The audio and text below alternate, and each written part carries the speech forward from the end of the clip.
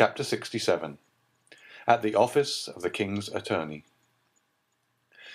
Let us leave the banker driving his horses at their fullest speed, and follow Madame Danglars in her morning excursion. We've said that at 12:30, Madame Danglars had ordered her horses, and had left her home in the carriage. She directed her course towards the Faubourg Saint-Germain, went down the Rue Mazarine, and stopped at the Passage du Pont-Neuf. She descended and went through the passage. She was very plainly dressed, as would be the case with a woman of taste walking in the morning. At the Rue Guenegaud she called a cab, and directed the driver to go to the Rue d'Arlet. As soon as she was seated in the vehicle, she drew from her pocket a very thick black veil, which she tied on to her straw bonnet. She then replaced the bonnet, and saw with pleasure, in a little pocket mirror, that her white complexion and brilliant eyes were alone visible. The cab crossed the Pont Neuf, and entered the Rue d'Arlet by the Place Dauphine. The driver was paid as the door opened, and stepping lightly up the stairs, Madame Danglars soon reached the Salle des Pas Perdus. There was a great deal going on that morning, and many business-like persons at the Palais. Business-like persons pay very little attention to women, and Madame Danglars crossed the hall without exciting any more attention than any other woman calling upon her lawyer. There was a great press of people in M. de Villefort's antechamber, but Madame Danglars had no occasion even to pronounce her name. The instant she appeared, the doorkeeper rose, came to her, and asked her whether she was not the person with whom the procureur had made an appointment, and on her affirmative answer being given, he conducted her by a private passage to M. de Villefort's office. The magistrate was seated in an armchair, writing with his back toward the door. He did not move as he heard it open, and the doorkeeper pronounced the words, "Walk in, madame," and then reclose it. But no sooner had the man's footsteps ceased than he started up, drew the bolts, closed the curtains, and examined every corner of the room. Then, when he had assured himself that he could neither be seen nor heard, and was consequently relieved of doubts, he said, "Thanks, madame. Thanks for your punctuality." And he offered a chair to Madame Danglars, which she accepted, for her heart beat so violently that she felt nearly suffocated. "It is a long time, madame," said the procureur, describing a half-circle with his chair, so as to place himself exactly opposite to Madame Danglars. "It is a long time since I had the pleasure of speaking alone with you, and I regret that we have only now met to enter upon a painful conversation." "Nevertheless, sir, you see I have answered your first appeal, although certainly the conversation must be much more painful for me than for you." Villefort smiled bitterly. "It is true, then," he said, rather uttering his thoughts aloud than addressing his companion, "it is true, then, that all our actions leave their traces, some sad, others bright, on our paths. It is true that every step in our lives is like the course of an insect on the sands. It leaves its track. Alas, to many the path is traced by tears." "Sir," said Madame Danglars, "you can feel for my emotion, can you not? Spare me, then, I beseech you. When I look at this room, whence so many guilty creatures have departed, trembling and ashamed, when I look at that chair before which I now sit trembling and ashamed, oh, it requires all my reason to convince me that I am not a very guilty woman, and you a menacing judge." Villefort dropped his head and sighed. "And I," he said, "I feel that my place is not in the judge's seat, but on the prisoner's stool." "You?" said Madame Danglars. "Yes, I." "I think, sir, you exaggerate your situation," said Madame Danglars, whose beautiful eyes sparkled for a moment. "The paths of which you were just speaking have been traced by all young men of ardent imaginations. Besides the pleasure, there is always remorse from the indulgence of our passions, and after all, what have you men to fear from all this? The word excuses and notoriety ennobles you. Madame, replied Villefort, you know that I am no hypocrite, or at least that I never deceive without a reason. If my brow be severe, it is because many misfortunes have clouded it. If my heart be petrified, it is that I might sustain the blows it has received. I was not so in my youth. I was not so on the night of the betrothal, when we were all seated around a table in the Rue du Cours at Marseille. But since then everything has changed in and about me. I am accustomed to brave difficulties, and in the conflict to crush those who, by their own free will, or by chance, voluntarily or involuntarily, interfere with me in my career. It is generally the case that what we most ardently desire is as ardently withheld from us by those who wish to obtain it, or from whom we attempt to snatch it. Thus, the greater number of a man's errors come before him disguised under the specious form of necessity.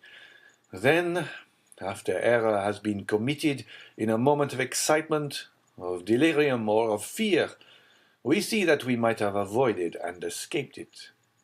The means we might have used, which we in our blindness could not see, then seem simple and easy. And we say, why did I not do this instead of that? Women, on the contrary, are rarely tormented with remorse, for the decision does not come from you. Your misfortunes are generally imposed upon you, and your faults the results of others' crimes. In any case, sir, you will allow, replied Madame Danglars, that even if the fault were alone mine, I last night received a severe punishment for it. Poor thing, said Villefort, pressing her hand. It was too severe for your strength. For you were twice overwhelmed, and yet— Well? Well, I must tell you. Collect all your courage, for you have not yet heard it all. Exclaimed Madame Danglars, alarmed. What is there more to hear? You only look back to the past, and it is indeed bad enough. Well, picture to yourself a future more gloomy still, certainly frightful, perhaps sanguinary. The Baroness knew how calm Villefort naturally was, and his present excitement frightened her so much that she opened her mouth to scream, but the sound died in her throat. "How was this terrible past been recalled?" cried Villefort. "How is it that it has escaped from the depths of the tomb and the recesses of our hearts where it was buried to visit us now like a phantom, whitening our cheeks and flushing our brows with shame?" "Alas," said Hermine, "doubtless it is chance." "Chance?" replied Villefort. "No, no, madame, there is no such thing as chance." "Oh, yes. Has not a fatal chance revealed all this? Was it not by chance the Count of Monte Cristo bought that house? Was it not by chance he caused the earth to be dug up? Is it not by chance that the unfortunate child was disinterred under the trees?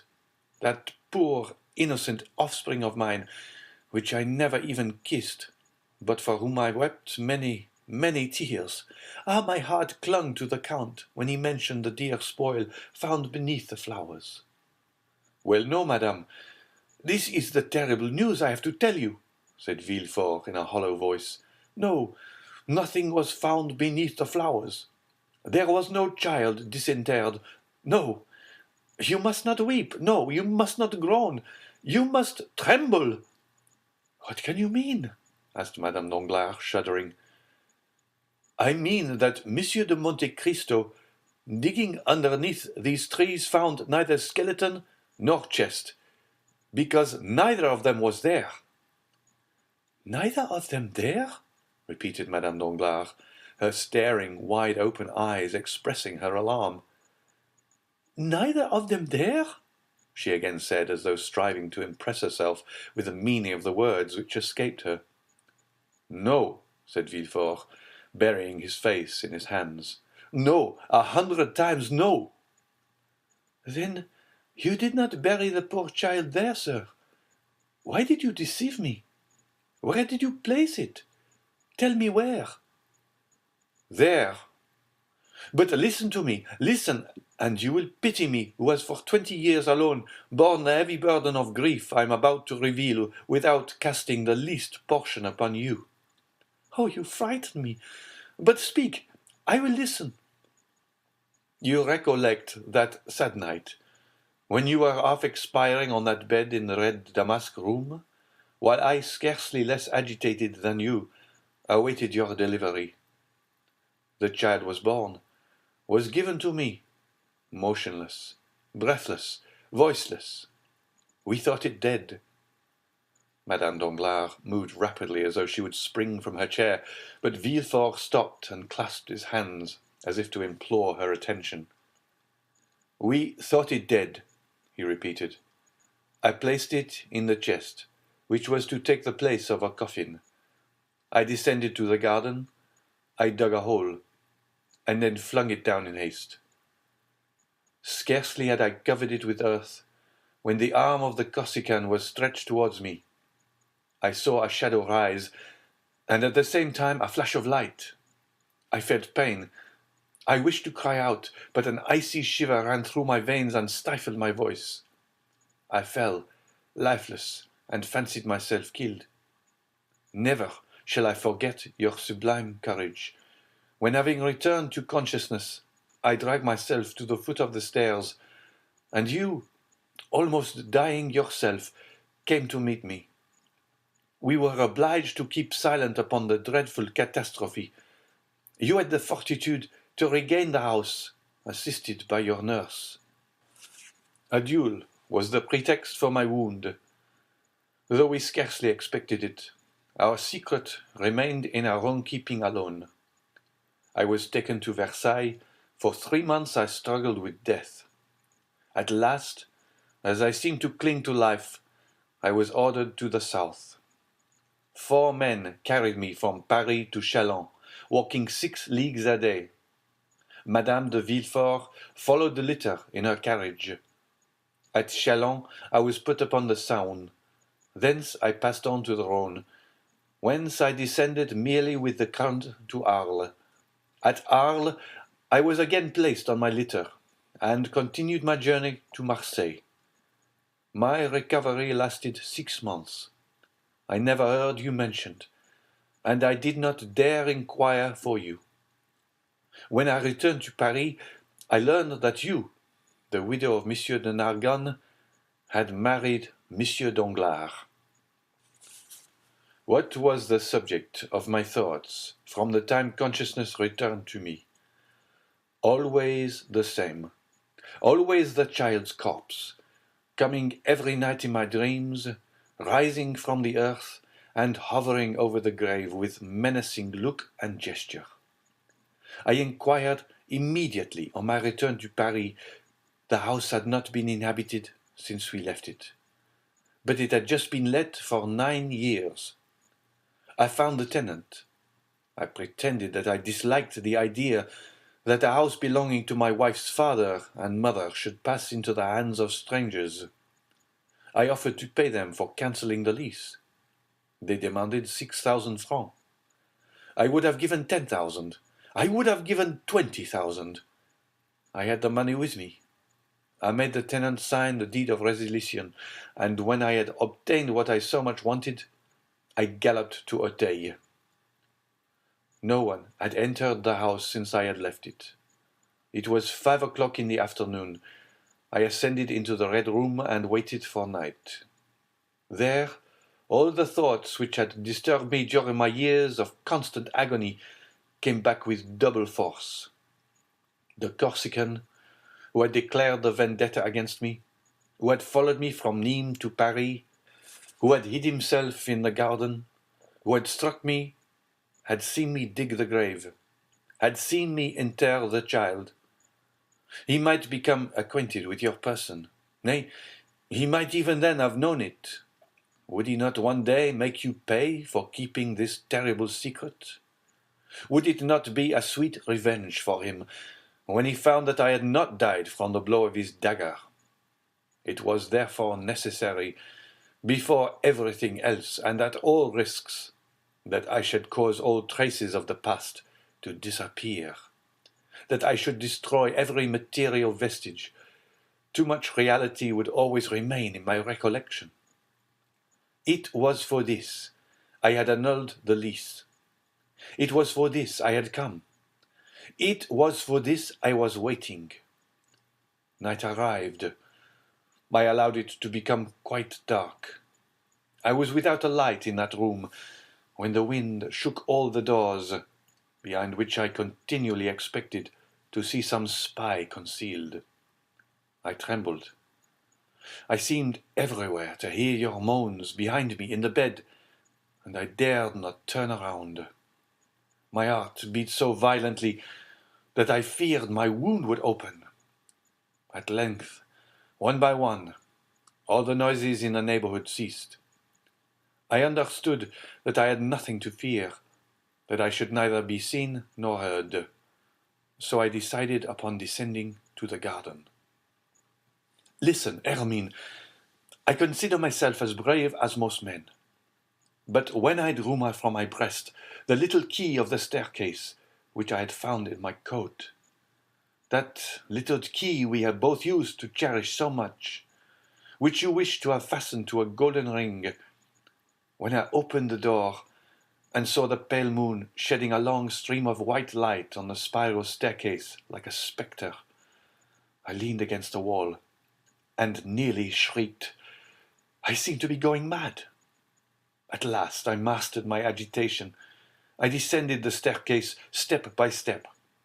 The only thing I could not conquer was a strange trembling in my knees. I grasped the railings. If I had relaxed my hold for a moment, I should have fallen. I reached the lower door. Outside this door, a spade was placed against the wall. I took it and advanced toward the thicket. I had provided myself with a dark lantern. In the middle of the lawn, I stopped to light it. Then I continued my path. It was the end of November. All the verdure of the garden had disappeared. The trees were nothing more than skeletons with their long, bony arms, and the dead leaves sounded on the gravel under my feet. My terror overcame me to such a degree as I approached the thicket that I took a pistol from my pocket and armed myself. I fancied continually that I saw the figure of the Corsican between the branches. I examined the thicket with my dark lantern. It was empty. I looked carefully around. I was indeed alone. No noise disturbed the silence but the owl, whose piercing cry seemed to be calling up the phantoms of the night. I tied my lantern to a forked branch. I had noticed a year before at the precise spot where I stopped to dig the hole. The grass had grown very thickly there during the summer, and when autumn arrived, no one had been there to mow it. Still, one place where the grass was thin attracted my attention. It evidently was there I had turned up the ground. I went to work. The hour, then, for which I had been waiting during the last year had at length arrived. How I worked, how I hoped, how I struck every piece of turf, thinking to find some resistance to my spade.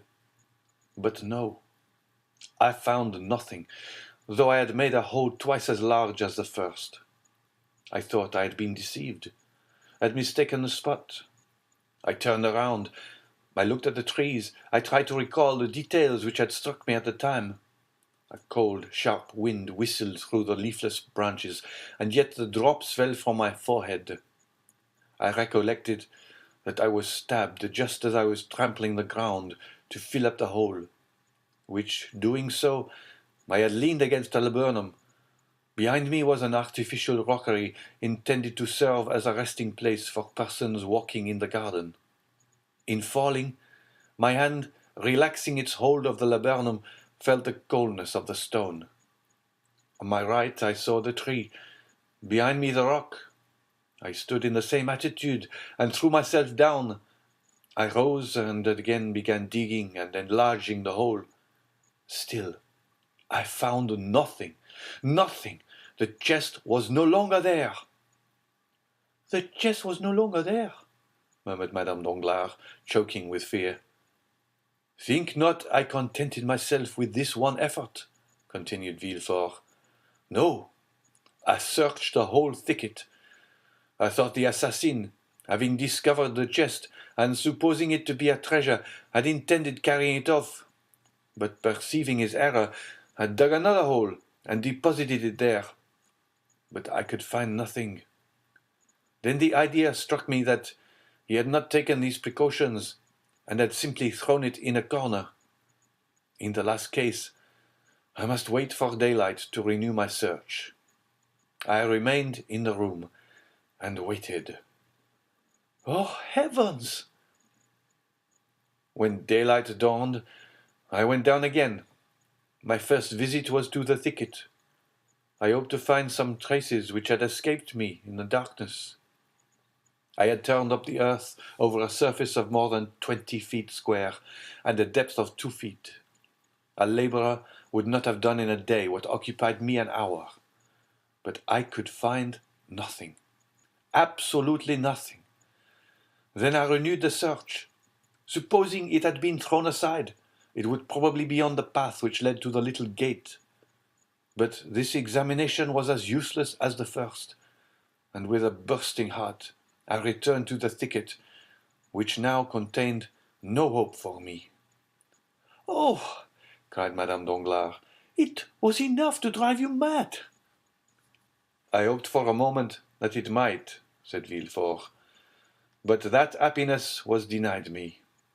However, recovering my strength and my ideas, 'Why,' said I, 'should that man have carried away the corpse?' "But you said," replied Madame Danglars, "he would require it as a proof." "Ah, no, madame, that could not be. Dead bodies are not kept a year. They are shown to a magistrate and the evidence is taken. Now, nothing of the kind has happened." "What then?" asked Hermine, trembling violently. "Something more terrible, more fatal, more alarming for us. The child was, perhaps, alive, and the assassin may have saved it." Madame Danglars uttered a piercing cry, and seizing Villefort's hands, exclaimed, "My child was alive," she said. "You buried my child alive. You were not certain my child was dead, and you buried it? Oh!" Madame Danglars had risen, and stood before the procureur, whose hands she wrung in her feeble grasp. "I know not. I merely suppose so, as I might suppose anything else," replied Villefort, with a look so fixed it indicated that his powerful mind was on the verge of despair and madness. "Ah, my poor child! My poor child!" cried the Baroness, falling on her chair, and stifling her sobs in her handkerchief. Villefort became somewhat reassured, perceived that to avert the maternal storm gathering over his head, he must inspire Madame Danglars with the terror he felt. "You understand, then, that if it were so," said he, rising in his turn, and approaching the Baroness to speak to her in a lower tone, "we are lost. This child lives, and someone knows it lives, someone who is in possession of our secret. And since Monte Cristo speaks before us of a child disinterred, when that child could not be found, it is he who is in possession of our secret." "Just God! Avenging God!" murmured Madame Danglars. Villefort's only answer was a stifled groan. "But the child, sir," repeated the agitated mother. "How I have searched for him," replied Villefort, wringing his hands. "How I have called him in my long sleepless nights. How I have longed for royal wealth, to purchase 1,000,000 of secrets from 1,000,000 of men, and to find mine among them. At last, one day, when for the 100th time I took up my spade, I asked myself again and again what the Corsican could have done with a child. A child encumbers a fugitive. Perhaps, on perceiving it was still alive, he had thrown it into the river. "Impossible!" cried Madame Danglars. "A man may murder another out of revenge, but he would not deliberately drown a child." "Perhaps," continued Villefort, "he had put it in the foundling hospital." "Oh, yes, yes," cried the Baroness. "My child is there." "I ran to the hospital, and learned that the same night, the night of the 20th of September, a child had been brought there, wrapped in a part of a fine linen napkin, purposely torn in half. This portion of the napkin was marked with a half a baron's crown and the letter H. "Truly, truly," said Madame Danglars, "all my linen is marked thus. Monsieur de Narbonne was a baronet, and my name is Hermine. Thank God, my child was not then dead." "No, it was not dead." "And you can tell me so without fearing to make me die of joy? Where is the child?" Villefort shrugged his shoulders. "Do I know?" said he. "And do you believe that if I knew I would relate to you all its trials and all its adventures as would a dramatist or a novel writer? Alas, no. I know not. A woman about 6 months after came to claim it with the other half of the napkin. This woman gave all the requisite particulars, and it was entrusted to her." "But you should have inquired for the woman. You should have traced her." "And what do you think I did? I feigned a criminal process, and employed all the most acute bloodhounds and skilful agents in search of her. They traced her to Châlons, and there they lost her." "They lost her?" "Yes, forever." Madame Danglars had listened to this recital with a sigh, a tear or a shriek for every detail. "And this is all?" said she. "And you stop there?" "Oh no," said Villefort. "I never ceased to search and to inquire.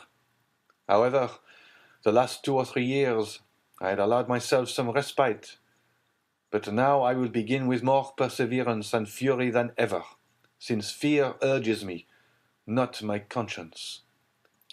"But," replied Madame Danglars, "the Count of Monte Cristo can know nothing, or he would not seek our society as he does." "Oh, the wickedness of man is very great," said Villefort, "since it surpasses the goodness of God.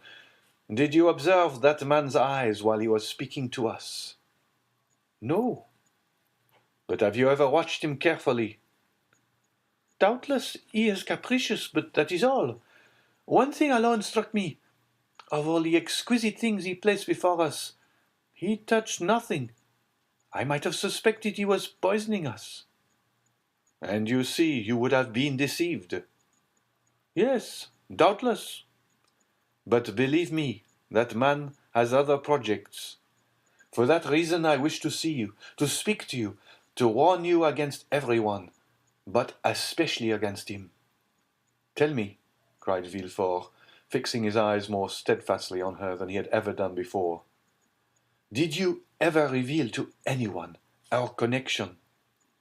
"Never, to anyone." "You understand me," replied Villefort affectionately. "When I say one, pardon my urgency, to any one living, I mean." "Yes, yes, I understand very well," ejaculated the Baroness. "Never, I swear to you." "Were you ever in the habit of writing in the evening what had transpired in the morning? Do you keep a journal?" "No, my life has been passed in frivolity. I wish to forget it myself." "Do you talk in your sleep?" "I sleep soundly, like a child.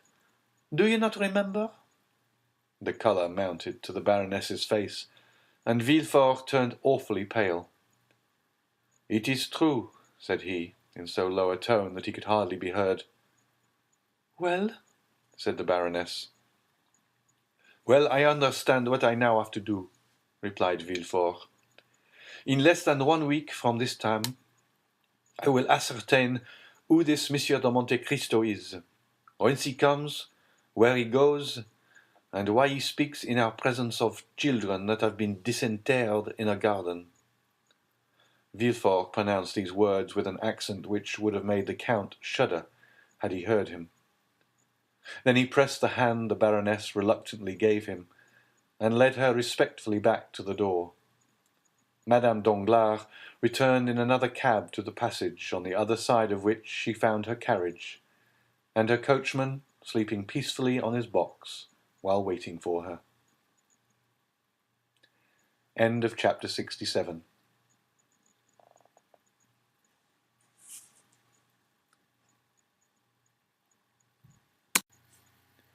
Chapter 68. A Summer Ball. The same day, during the interview between Madame Danglars and the Procureur, a travelling carriage entered the Rue du Helder, passed through the gateway of number 27, and stopped in the yard. In a moment the door was opened, and Madame de Morcerf alighted, leaning on her son's arm. Albert soon left her, ordered his horses, and having arranged his toilet, drove to the Champs-Élysées, to the house of Monte Cristo. The Count received him with his habitual smile. It was a strange thing that no one ever appeared to advance a step in that man's favour. Those who would, as it were, force a passage to his heart, found an impassable barrier. Morcerf, who ran towards him with open arms, was chilled as he drew near, in spite of the friendly smile, and simply held out his hand. Monte Cristo shook it coldly, according to his invariable practice. "Here I am, dear Count. Welcome home again. I arrived an hour since." "From Dieppe?" "No, from Tréport." "Indeed." "And I have come at once to see you." "This is extremely kind of you," said Monte Cristo with a tone of perfect indifference. "And what is the news?" "You should not ask a stranger, a foreigner, for news."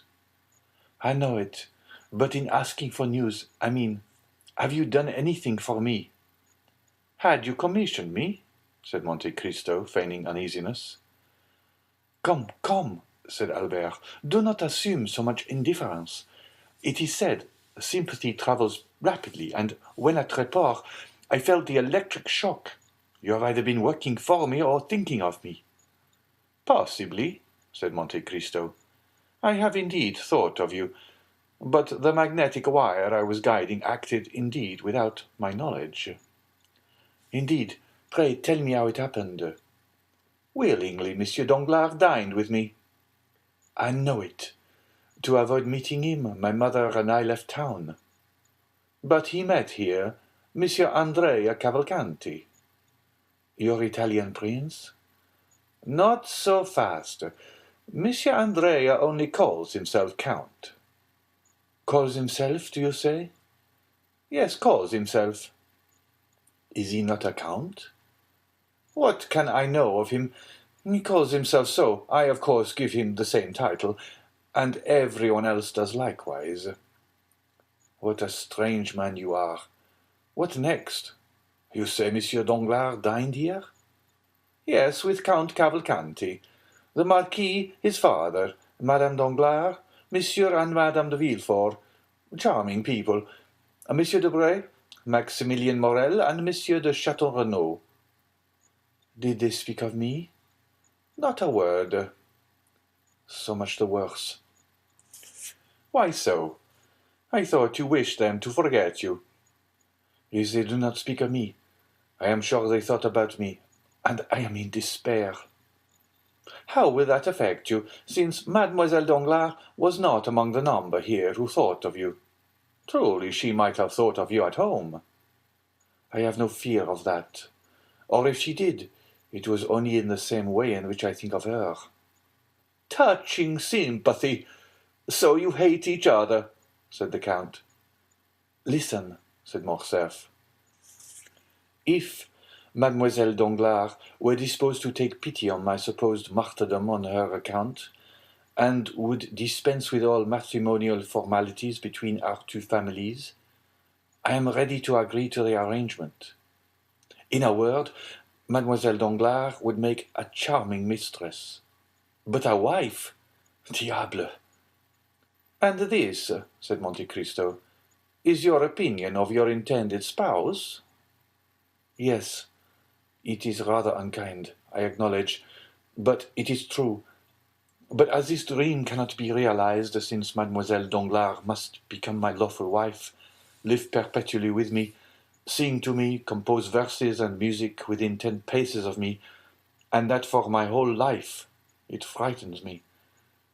One may forsake a mistress, but a wife, good heavens, there she must always be, and to marry Mademoiselle Danglars would be awful. You are difficult to please, Viscount. Yes, for I often wish for what is impossible. What is that? To find such a wife as my father found. Monte Cristo turned pale and looked at Albert while playing with some magnificent pistols. "Your father was fortunate, then," said he. You know my opinion of my mother, Count. Look at her, still beautiful, witty, more charming than ever. For any other son to have stayed with his mother for 4 days at Tréport, it would have been a condescension or a martyrdom, while I return more contented, more peaceful, shall I say more poetic, than if I had taken Queen Mab or Titania as my companion.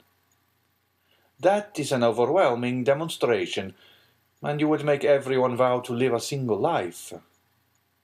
Such are my reasons for not liking to marry Mademoiselle Danglars. Have you ever noticed how much a thing is heightened in value when we obtain possession of it?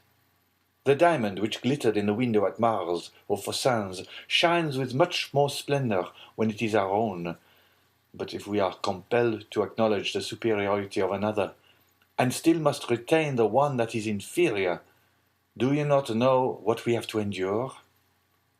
Worldling, murmured the Count. Thus I shall rejoice when Mademoiselle Eugénie perceives I am but a pitiful atom, with scarcely as many 100,000 francs as she has millions. Monte Cristo smiled. One plan occurred to me, continued Albert. Franz likes all that is eccentric.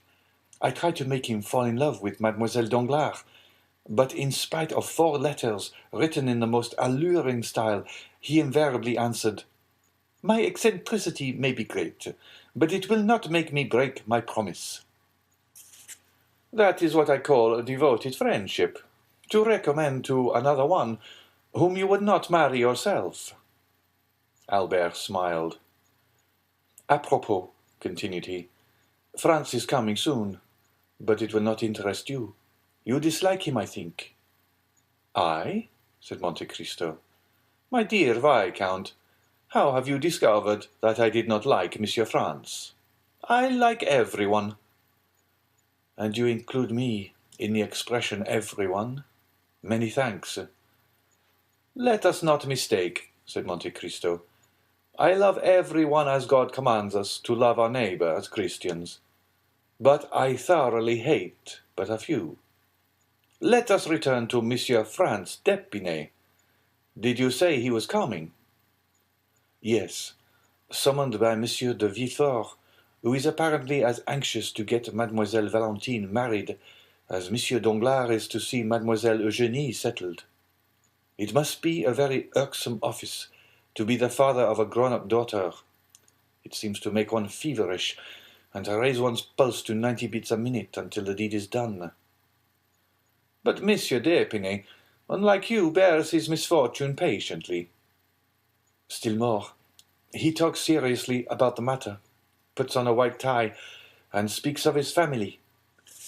He entertains a very high opinion of Monsieur and Madame de Villefort." "Which they deserve, do they not?" "I believe they do. Monsieur de Villefort has always passed for a severe but a just man." "There is then one," said Monte Cristo, "whom you do not condemn like poor Danglars." Because I am not compelled to marry his daughter, perhaps, replied Albert, laughing. Indeed, my dear sir, said Monte Cristo, you are revoltingly foppish. I, foppish? How do you mean? Yes. Pray take a cigar, and cease to defend yourself and to struggle to escape marrying Mademoiselle Danglars. Let things take their course. Perhaps you may not have to retract. Pah, said Albert, staring. Doubtless, my dear Viscount, you will not be taken by force. And seriously, do you wish to break off your engagement? I would give 100,000 francs to be able to do so. Then make yourself quite easy. Monsieur Danglars would get double that sum to attain the same end. Am I indeed so happy? Said Albert, who still could not prevent an almost imperceptible cloud passing across his brow. But, my dear Count, has Monsieur Danglars any reason? Ah, there is your proud and selfish nature. You would expose the self-love of another with a hatchet, but you shrink if your own is attacked with a needle. But yet Monsieur Danglars appeared delighted with you, was he not? Well, he is a man of bad taste, and is still more enchanted with another. I know not whom. Look and judge for yourself.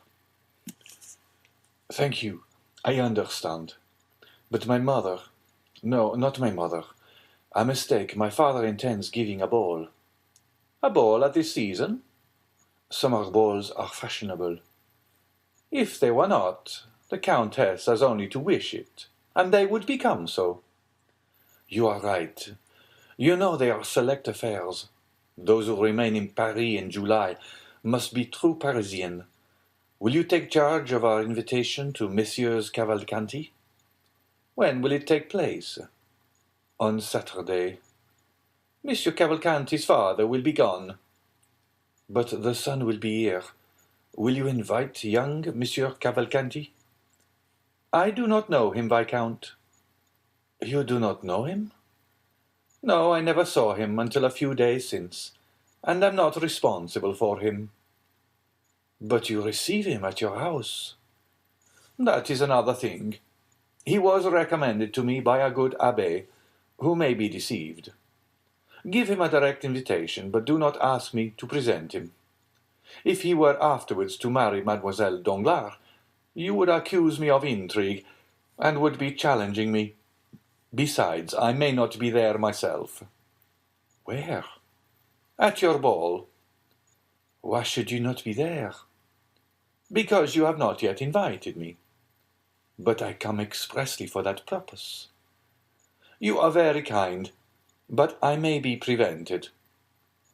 If I tell you one thing, you will be so amiable as to set aside all impediments. Tell me what it is. My mother begs you to come. The Comtesse de Morcerf, said Monte Cristo, starting. Ah, Count, said Albert, I assure you, Madame de Morcerf speaks freely to me, and if you have not felt those sympathetic fibres of which I spoke just now thrill within you, you must be entirely devoid of them, for during the last 4 days we have spoken of no one else. You have talked of me? Yes, that is the penalty of being a living puzzle. Then I am also a puzzle to your mother. I should have thought her too reasonable to be led by imagination. A problem, my dear Count, for every one, for my mother as well as others, much studied, but not solved. You still remain an enigma. Do not fear. My mother is only astonished that you remain so long unsolved. I believe, while the Countess G. takes you for Lord Ruthven, my mother imagines you to be Cagliostro, or the Count Saint-Germain. The first opportunity you have, confirm her in her opinion. It will be easy for you, as you have the philosophy of the one and the wit of the other. I thank you for the warning, said the Count. I shall endeavour to be prepared for all suppositions. You will then come on Saturday? Yes, since Madame de Morcerf invites me. You are very kind. Will Monsieur Danglars be there? He has already been invited by my father. We shall try to persuade the great D'Aguesseau, Monsieur de Villefort, to come, but have not much hope of seeing him. Never despair of anything, says the proverb. Do you dance, Count? I dance? Yes, you. It would not be astonishing. That is very well before one is over 40. No, I do not dance, but I like to see others do so. Does Madame de Morcerf dance? Never. You can talk to her. She so delights in your conversation. Indeed? Yes, truly, and I assure you, you are the only man of whom I have heard her speak with interest. Albert rose and took his hat. The Count conducted him to the door. I have one thing to reproach myself with, said he, stopping Albert on the steps. What is it? I have spoken to you indiscreetly about Danglars. On the contrary, speak to me always in the same strain about him. I am glad to be reassured on that point. Apropos, when do you expect Monsieur d'Épinay? 5 or 6 days hence, at the latest. And when is he to be married? Immediately on the arrival of Monsieur and Madame de Saint-Méran. Bring him to see me. Although you say I do not like him, I assure you I shall be happy to see him. I will obey your orders, my lord. Goodbye. Until Saturday, when I may expect you, may I not? Yes, I promised you. The Count watched Albert, waving his hand to him. When he had mounted his phaeton, Monte Cristo turned, and seeing Bertuccio, "What news?" said he. "She went to the Palais," replied the steward. "Did she stay long there?" "An hour and a half." "Did she return home?" "Directly." "Well, my dear Bertuccio," said the Count, "I now advise you to go in quest of the little estate I spoke to you of in Normandy." Bertuccio bowed, and as his wishes were in perfect harmony with the order he had received, he started the same evening. End of chapter 68.